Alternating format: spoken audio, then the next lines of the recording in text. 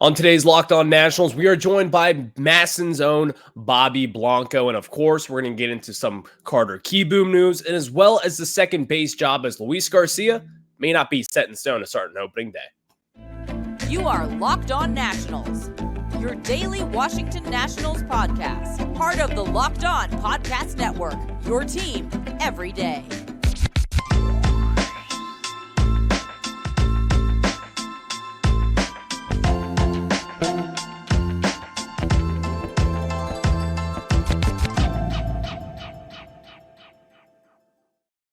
And thank you all for making Locked On Nationals your first listen every single day, as we are free and available wherever you get your podcast. I'm your host, Ryan Clary. You can catch me over on Twitter at RyanClary11 and as well as the show page at LO_Nationals. For all your latest Nationals news and notes, just make sure to check us out over on Twitter. And of course, you can find us wherever you get your podcasts, including over on YouTube.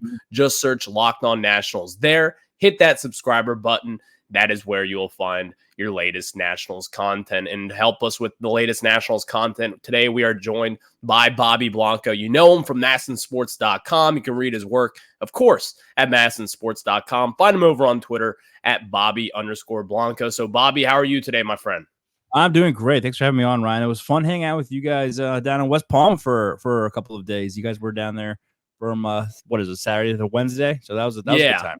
Yeah, you know what? And actually, I told the story because Bobby Blanco was there for my infamous Jose Altuve story. Oh my god! Of me, and I told that story here on the pod where everyone was telling me like, "Hey, like it's kind of obvious you're taking a picture of Jose Altuve right now." I kind of shushed everyone off and said, "I'll be fine. I've done this before."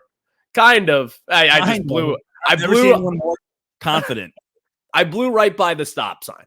I just blew right by it. I had to. I see Jose Altuve sitting 20 feet away from me. I'm going to take a picture of him. I did not know that he was going to have a flash, or that I would have had the flash on the camera. Clearly. I had no idea. I think the best part was, one, the confidence. You were just so confident you were being so sneaky. Yeah.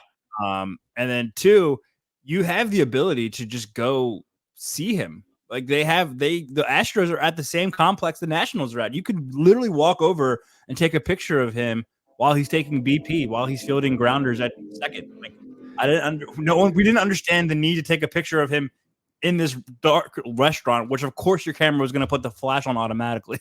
Well, I just didn't know. I had no idea at that moment in time. And really, it was a few Michelob Ultras deep. So it's like that was kind of helping with my decision-making there. And I saw Jose Altuve out the water. I know. I pre-game dinner. And it was a great dinner. And I saw Jose Altuve there. And then Jose Altuve then saw me because I took a picture of him with my flash on. So I thought it was a great idea. You witnessed it. It's a great story to have. So. It's a great story. Like, it's one of those things where, like, in the moment, it was funny for me because I didn't do anything wrong. Yeah. But it's hilarious. And now that's just a great story to tell. Like, I'm going to remember that for every spring training from the rest of the time. Like, hopefully we're like in our 40s and 50s and still retelling that story at spring training. At that same restaurant, hopefully. That same restaurant. It was a great restaurant too. I forgot what it's called, but I think it was like Buchan. You got to go down there. Jose Altuve didn't get a table. We got a table though. He was waiting outside. That made us feel really good. So perfectly nice though. Like, he wasn't throwing any tantrums or anything. Uh-oh. He waited his turn and then got his table. He was perfectly nice. He was. And then punched him out for taking a picture of him. I know. Yeah, of course. The one time anyone notices him, it's me. And it's me just taking a big old picture of him with the flash on right in his face. Everyone in the restaurant notices. Then everyone notices you. Yeah. It was such a dark room. And then it was so bright all of a sudden, just so embarrassing. But hopefully Jose Altuve can forget that. Maybe I can interview him here on Locked On Nationals. But that was a great time. West Palm Beach was great. There's a lot of stories to tell, a lot of tales that we've gotten into here on the show. But Bobby, let's move on from West Palm Beach. Let's talk about this because this kind of came out of nowhere. Not came out of nowhere, but this kind of came out of left field, to say the least. Carter Kboom was kind of just let go out of nowhere. You get the notification that he's cleared outright waivers, was assigned to AAA Rochester. What was your kind of reaction to really kind of start off with this news? I think, well, first off, like, reporter had on, like, I think was what they're trying to be sneaky with it. Like, usually I guess in spring training, you don't necessarily have to be this formal, but like they obviously only like filed like the paperwork with the league, but then didn't make it like a public announcement that, hey, we're putting Carter Kboom on waivers. So they tried to sneak him through, which they succeeded. But at the same time, like you would have to imagine every other GM is doing their due diligence, because this happens all the time, especially in spring training. Guys hit the waiver wire all the time with cuts, minor league opt-outs, stuff like that. So you would think that every other team is, looking through the waiver wire. So I don't know how sneakily they got him through, because I'm sure people noticed. I think it's telling that no one took the chance on him to grab him, and he was then sent down to AAA Rochester.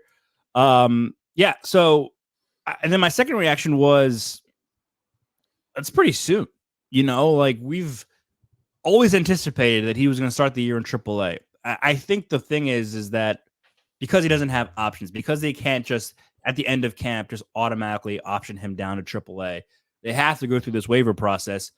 So maybe the thinking was, hey, if we do this on, March 14th, March 13th, is a better chance of him going through and then staying with us than if we do it on, the day before opening day. Because injuries happen, right? Someone might need an emergency backup third base, something like that. So, but yeah, I think this was kind of written on the wall. He was in there to compete for the third base spot, but Nick Senzel was signed to be the everyday third baseman. He is going to be the everyday third baseman. So it was him competing for the backup spot. And, I talked about this when I was on the radio with you guys. I mentioned this a while ago. It was like the first week of spring training games, and Senzel was scratched from a starting lineup because he was sick. The Nats sent him home just to recuperate. Who do they put in at third base to start the game? That early in camp too, by the way, not just like, late in camp. It was early in camp, not the experienced major leaguer. They started the prospect, Trey Lipscomb, who hasn't played above AA yet, at third base, which I thought was very telling. And then, of course, now, the day that they outright Carter down to AAA, they're starting Trey Lipscomb, in their Grapefruit League game against a major league team. So I think that was just very telling of the Nationals thinking about their infield's future, Carter Kboom's future with their team. And look, if you look across the board, we talk a lot about these prospects. Obviously you have CJ Abrams locked in at shortstop, but, Trey Lipscomb can play all three infield positions. Nasim Nunez can play up the middle on both sides. His glove is really good in the middle of the infield. Darren Baker has some experience at short as well. He plays really good second. What is that? All those guys have in common? Versatility. Carter Kboom really only plays third. They tried to experiment at shortstop. They tried him at second. It didn't really work out. He really only plays third, so he doesn't bring any versatility to their defense like these other guys do. So I think that played a factor into it as well. I think those are all great points as to why kind of Carter Kboom hasn't really worked out here. And it's like, again, we were talking about this on yesterday's show. Carter Kboom, again, people forget this guy was considered to be a top 20 prospect in baseball right before the 2020 season. And even back in the 2019, a lot of different sites were really high on him. He was coming out of high school, very big power. A lot of people thought that would translate into the majors. It just has not. But if you look at his numbers, he has a batting average under 200 when he's up in the major leagues. And if you look down at him, it's just not, he has not been productive here, unfortunately. And someone who also really hasn't been ultra productive here in the big leagues, in which I think people have a little bit of higher expectations for at this point in their career, is Luis Garcia. And Bobby, I mean, you've been in those press conferences with Davey Martinez and him just kind of calling out Luis Garcia for bad, dumb mistakes is what he has called them, whether it's getting picked off at first base, whether it's bad errors on back-to-back plays the other day. Luis Garcia, at this moment in time, in my opinion, he's not a lock to be in the opening day lineup. And I really just can't believe that at this point. I don't care what they think about him. I don't care if he has the most talent over at second base. I'm looking at Trey Lipscomb. I'm looking at Nasim Nunez as guys who could fill that second base role, even on opening day. And yes, I did say Trey Lipscomb in that conversation. As you said, they've kind of showed their hand on what they believe when it comes to Trey Lipscomb. This guy is a legit talent. You can move him all over the infield. And I think he's going to be a plus defender over at second base. And really, if we're being honest, Nasim Nunez, he's never played above AA ball. Same with Trey Lipscomb. So if you're not going to start Luis Garcia, you're going to then start Nasim Nunez. And if you start Nasim Nunez, the same case that you're going to be making for Trey Lipscomb as to him being not ready for the majors is because, well, he hasn't played above AA. Well, Nasim Nunez is going to do that. So at this moment in time, Bobby, I don't think it's safe to say that Luis Garcia is going to be your opening day second baseman. Even in fact, I'm not going to say it just yet, but it could be Trey Lipscomb. What do you think? I totally agree. And I think, coming into camp with Luis, it was more like, all right, you have the job, but you have to keep it. Like, it wasn't a sure thing. Like, CJ at short, Lane and right. Even Nick Senzel at third, you can argue because they signed him to a major league deal. Like, it was not a sure thing. Like, you have the upper hand, but you have to prove that you can keep it and stay there. And that's all the Nationals have been asking from him for the past couple of years. And then he does, stuff like that. And like you said, Davey, you can see and hear and read, if you're reading online, the frustration from David Martinez, from Mike Rizzo about this. And it's like, you have to keep in mind too, Ryan, like, Luis Garcia is only, I think, 6 months older than Trey Lipscomb. Yeah. Isn't that wild to think about? Like, and Luis Garcia is going into, I think, his fourth major league season, or parts of fourth major league. He made his debut in 2020. And Trey Lipscomb, like we said, has only played above AA and was a third-round pick out of Tennessee. So, it's kind of crazy to think about it in that way. Like, they're the same age, but obviously Luis has so much more experience in the majors. And so you would think he'd be ahead of him. But, like, it's not that crazy to say that Trey Lipscomb can be outplaying Luis Garcia because they are the same age, right? And Trey had an extended stint and, playing in the SEC. Was one of the better players in the SEC when he was there. Was a third-round pick. Was a Gold Glove in all of the minor leagues, not just the national system, all of the minor leagues at third base last year. Was the Nationals Defensive Player of the Year. So it's not crazy to think that Trey Lipscomb can be better than, or maybe is better than, Luis Garcia right now. It's just that since Luis has been around for so long, we just have this high expectation of him. And you see the dumb mistakes, like, and I hate the word to use, I'm not trying to attack the person, Luis Garcia, but they're bad mistakes. Like, I saw both of those errors. And the other thing is that they came on back-to-back plays. So it wasn't, it's not like we can say, oh, he just had a bad game. It was back-to-back plays. And when that happens, you're just like, this guy's not in it right now. And, he fielded an easy, it looked like a batting practice grounder. Got it. And then was just completely lazy with his throw. Didn't set his feet, didn't step into it. And, it was probably about 15-yard throw, a normal throw from second. And he completely just threw it in the dirt. And it's like, oh, okay, come on. Literally the next play, trying to turn a double play because of the base runner that he just allowed by an error. He's covering second. I think it was Nasim Nunez. Perfect feed right at second for the double play. And you can't even say Luis dropped it because it never hit his glove. He just completely missed it. So it's just like those kind of errors on back-to-back plays just show you that he's not mentally in the game. He's not focused. And then you see Lipscomb go out there and play, Nasim go out there and play. Even Darren Baker has made some really nice defensive plays. And they are mentally in the game. And they are not making those mistakes. And you think it would be the other way around. The young prospects making mistakes, mental relapse, maybe just trying too hard to make a play to prove themselves. No, they're playing solid defense, strong defense, making the routine plays. And Luis Garcia can't even do that. And I think that's really hurting his case. So I do think, Nasim Nunez is going to make this roster because of his Rule 5 status. He has to stay on the active roster or the injured list for the whole season. Otherwise, they have to send him back to the Marlins or offer him back to the Marlins. So I think that gives him an upper hand.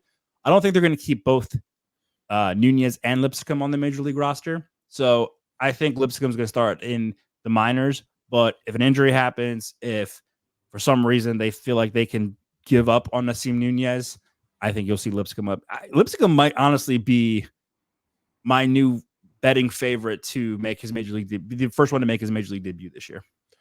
Yeah, you know what? Like, I'm gonna toot my own horn a little bit, Bobby, here. But last month, your boy was asked, who do you think, meaning someone asked me this question, who do you think is going to be the first one to come up? And I was like, I think it's Trey Lipscomb. And I think it's because of we don't know what's going to happen over at second base. So I'm in lockstep there with you. I think Trey Lipscomb is a very good prospect. You may not hear all the national coverage about him like Dylan Cruz and James Wood, but this is going to be someone who I think will make a really big impact up in the majors someday. But of course, we could talk about Trey Lipscomb a lot. He's been very impressive this year. But next, I do want to get into potential surprise, Bobby. in this starting rotation staff. Who could be the guy to kind of take this next step up? We'll discuss that after I tell you guys about our good friends over at Robinhood. And do you know that even if you have a 401k for retirement, you can still have an IRA? Robinhood has only IRA that gives you a 3% boost on every dollar you contribute when you subscribe to Robinhood Gold. But get this, now through April 30th, Robinhood is even boosting every single dollar you transfer from the other retirement accounts with a 3% match. That's right, no cap on the 3% match. Robinhood Gold gets you the most for your retirement thanks to their IRA with a 3% match. This offer is good through April 30th.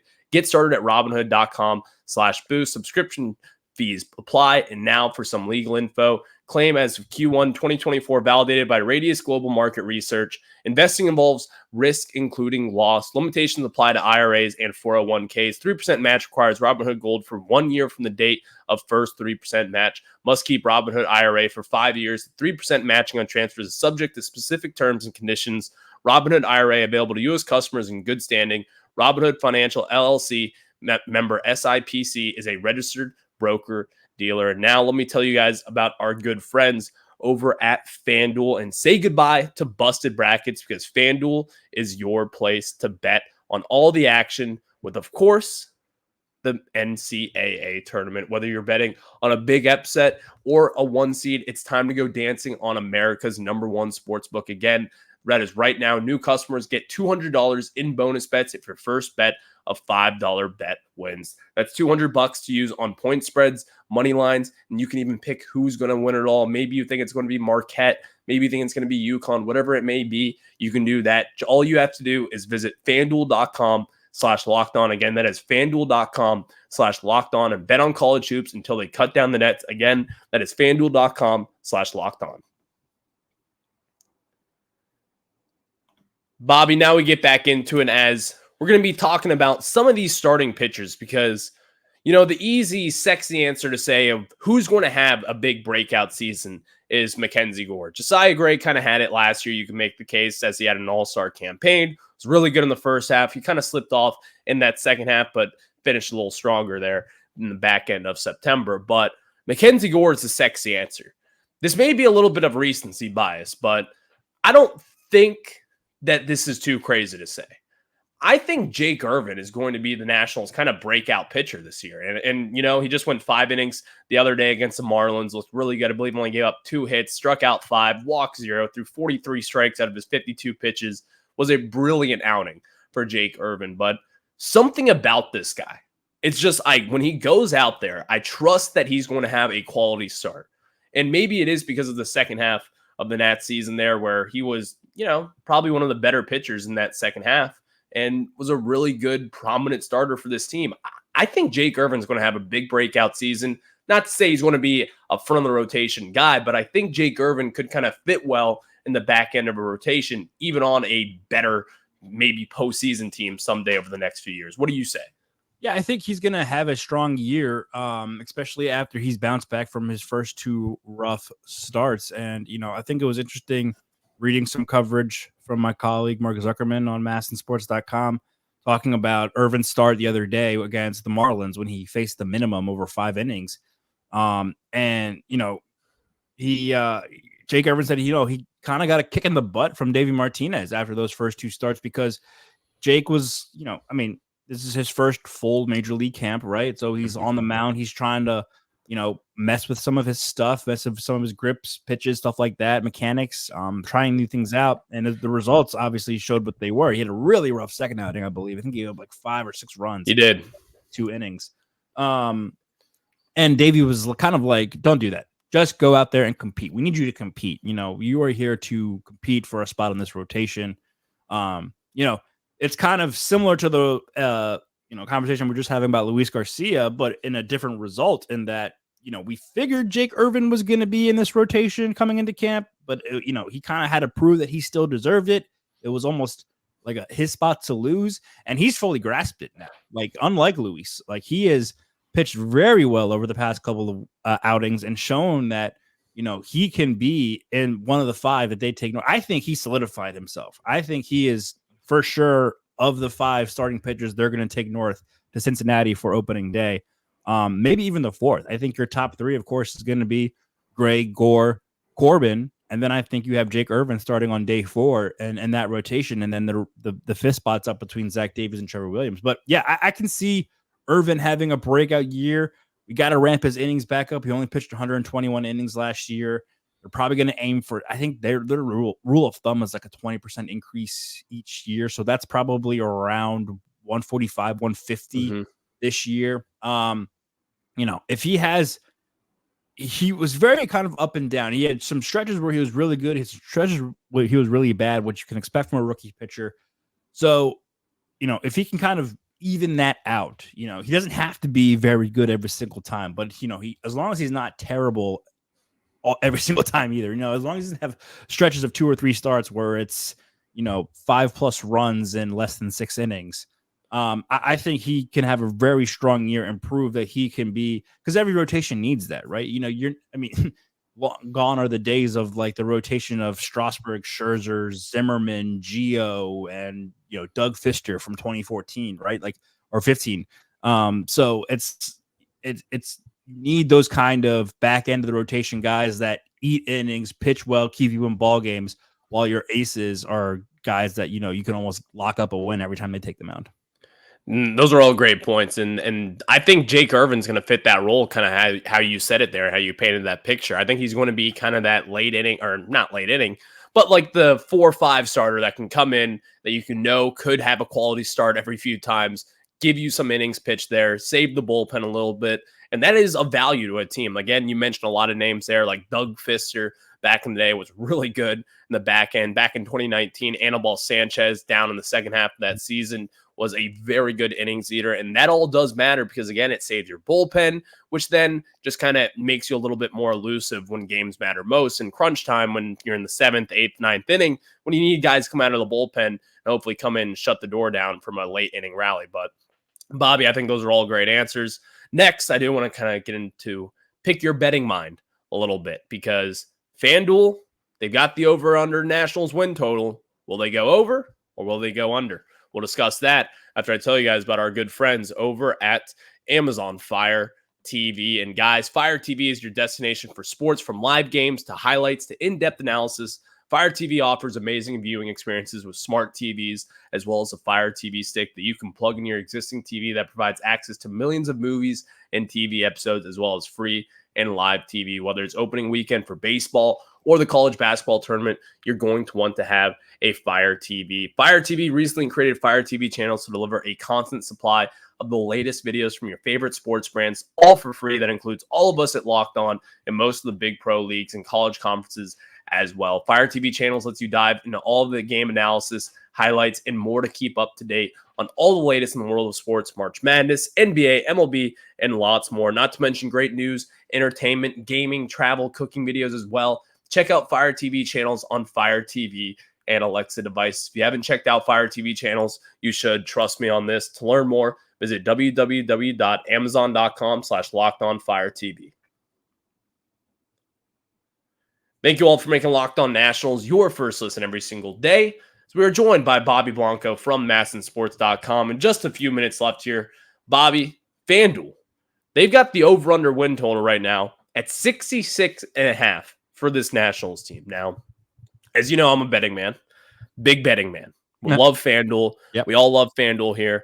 So over under 66.5, I think the Nationals do regress a little bit this year, but I do think they get over that 66.5 win total. I think they're going to be camping in the region right around 68, 69 kind of wins this year. What do you say about that?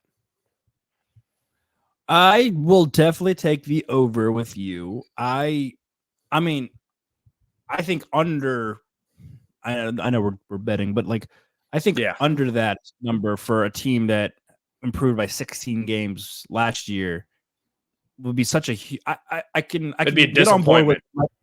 Well, it'd be a huge disappointment. I can get on board with there might be a slight regression, especially if you're, including the prospects coming up. Like, I don't think, it'd be exciting when James Wood, Dylan Cruz, Trey Lipscomb, Brady House, maybe when they come up and play in the majors. I don't think you can automatically count that means that the team overall is going to perform better. Like, rookies struggle all the time. That's not surprising. So I can get on board with a regression. I don't know about under 66. If they lose less than 66 games this year or 66 and a half, I think that's a bad step in the wrong way. I just think overall the pieces they've added are good enough. Like, I think they're better than the pieces they added last year with Joey Gallo at first base. I think Nick Senzel will play a cleaner, although Jeimer Candelario was a fantastic third baseman for them last year. Mm-hmm. But I think Nick Senzel will play a solid third base. I think either Eddie Rosario or Jesse Winker in left field, probably Rosario playing left field and Winker kind of rotating around. I think that's a better solution than an aging Corey Dickerson. So I'm on board with a regression, but I still set the over. I think they're around 70 again. And if they're lucky again with health wise, they can surpass the 71 that they put up last year. You also have to keep in mind that if you look at their division, the Mets are now in a rebuild. The Braves and Phillies are going to be very good again. Obviously, we don't really know what the Marlins are going to be. We never know what the Marlins are. You never know. The new schedule, you play every team. So they're going to play the Royals, the Athletics, the Red Sox, the Angels. All these teams that are projected to be bad in the American League, they're going to play them this year. So I think that helps their record be a little bit better. It's not just so many games against the Braves, Phillies, and all the teams in the National League. Bobby, it's always a pleasure when you hop on Locked On Nationals, my friend. And of course, that is Bobby Blanco from MASNsports.com. Bobby, where can the people find you? Where can they read your work? Let them know. Plug away. Yeah, MASNsports.com. I got a lot of content from West Palm, so just because I'm not there does not mean I won't have more content coming up. As I might be taking a little bit of break this weekend, but I'll be back next week leading up to opening day. And of course, on X, Twitter, whatever you want to call it, at Bobby_Blanco, I'll continued coverage and thoughts from about spring training all over there. So you can check me out. And of course, Mark Zuckerman on the site is down there in West Palm for the rest of spring training. Bobby, always appreciate it, man. And of course, I'm Ryan Clary from Locked On Nationals. That is Bobby Blanco from MASNsports.com. We will catch you guys on the flip side. Have a good one.